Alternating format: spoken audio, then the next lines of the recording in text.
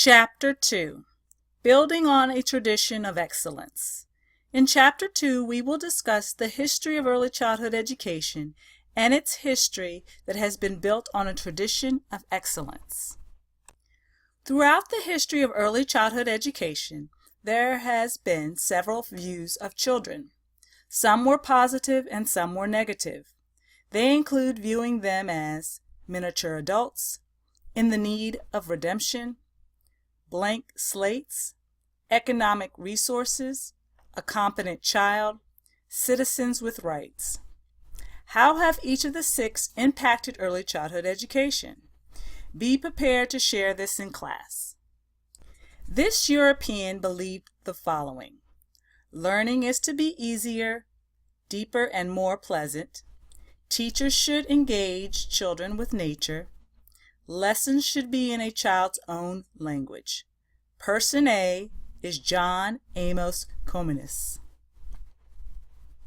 This person believed the following: all children benefit from education. Teachers must study child development. Promoted the whole child point of view. Person B is Johann Pestalozzi. This person is the father of kindergarten. This person believed kindergarten is a garden for children. He believed in stages of development. He believed that children should have opportunities for free play, singing, and movement. He created occupations and gifts, forerunners of many modern toys and activities. Person C is Friedrich Froebel. This person was Italy's first female physician.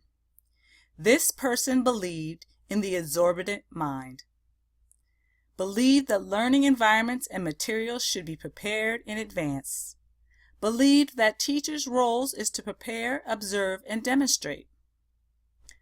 Person D is Maria Montessori.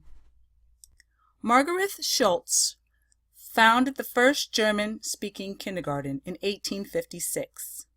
Elizabeth Palmer Peabody organized the first English-speaking kindergarten in 1860. Susan Blow founded the first public school kindergarten in 1873 and the International Kindergarten Union. The aim of progressive education is to make schooling more democratic. The progressive education approach was developed by John Dewey. Progressive education was influenced by Jane Addams. Laboratory schools were born from a progressive education. On pages 48 through 50, the author describes key principles of progressive education.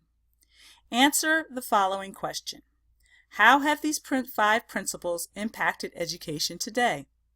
Be prepared to share this in class. John Dewey is considered the father of progressive education.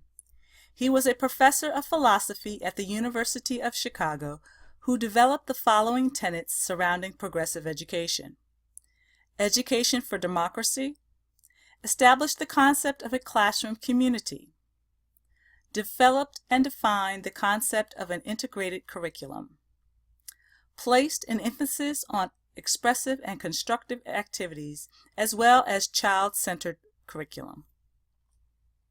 The child study movement began in the late 19th century by G. Stanley Hall, who understood individual differences and developed scientific approaches to direct observation. Arnold Jessel researched and developed age-related norms for growth and development. He brought about changes in the kindergarten movement.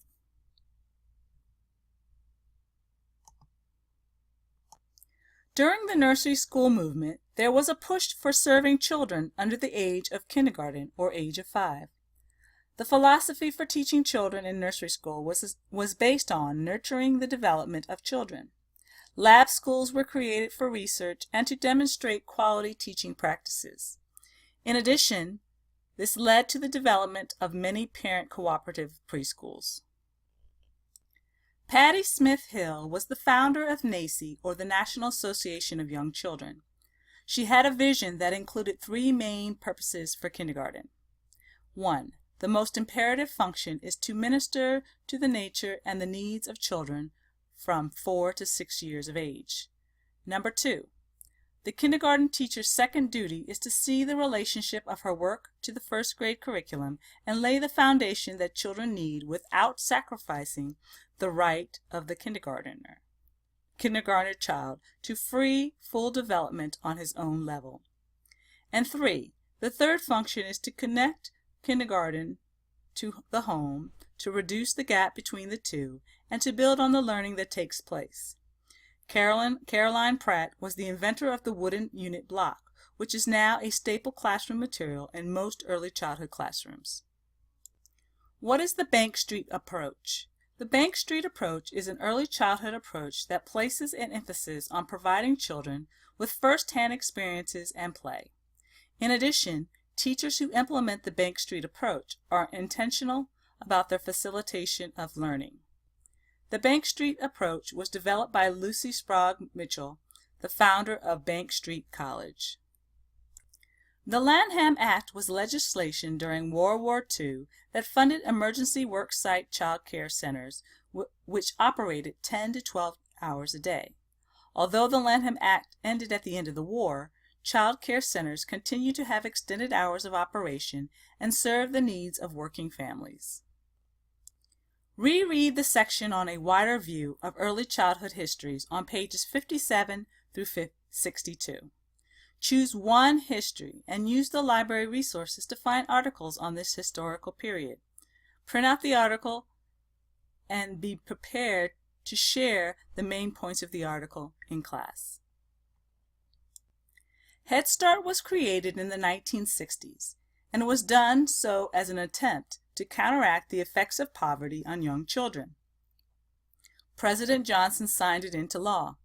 There are 4 key elements of Head Start: a comprehensive program for children and their families, including health, mental health, social services, and parental involvement components. 2, an educational program for children. 3, a parental involvement program. This is a required component of families. And 4, Head Start would serve as a national laboratory for the field and serve as a model for best practice in the field.